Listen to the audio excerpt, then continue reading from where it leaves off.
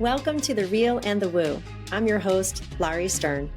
Join me as I invite experts and friends to discuss a range of topics, from the factual and practical to the mystical and magical.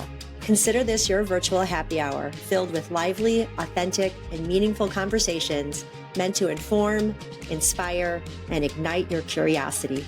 Whether you are very real or super woo, this podcast is just for you.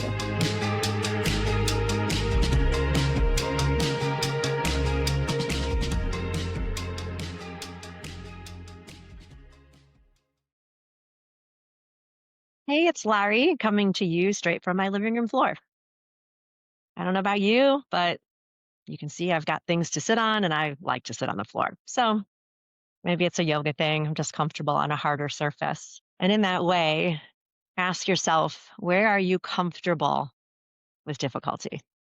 Where do you put yourself or place yourself in situations where it's harder than it has to be because that's familiar to you? There's a lot of us who would prefer to stay in pain than live in the uncertainty of healing. And one of the ways we experience pain is our monkey minds. I just heard a great quote today from Michelle Nolan, a fabulous tarot reader, and she said, we need to understand our minds and hear our minds in order to be able to change our minds. So one of the ways I get to hear my mind is through meditation, seated meditation, for example. Or I also hear my mind better when I'm moving. You guys know that. I've said that a lot. Biking, running, doing yoga. So when you are in that swirl, too many thoughts, and a lot of those thoughts are often worrying thoughts.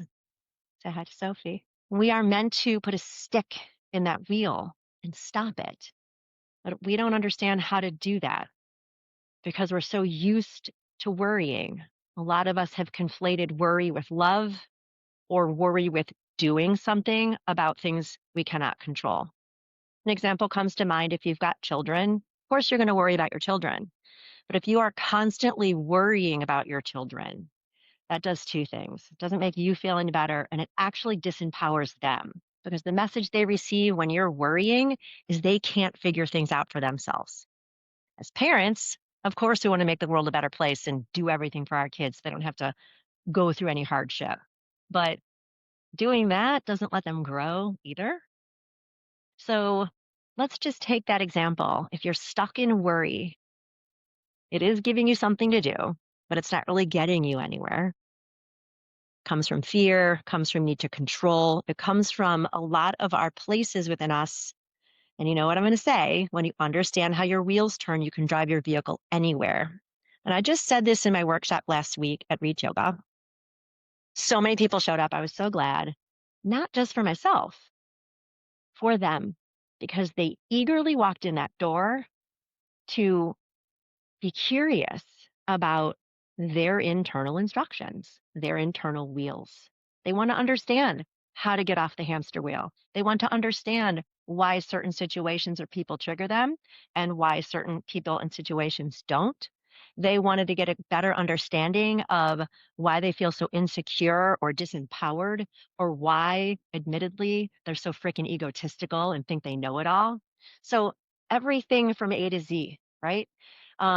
When we get curious about why we do what we do, when we are stopping long enough to hear our minds, we also get clarity from our body where we might need to change something, whether it's literally changing our mind, coming from a different perspective, or changing our habits, changing how we feel and talk to each other and to ourselves, right?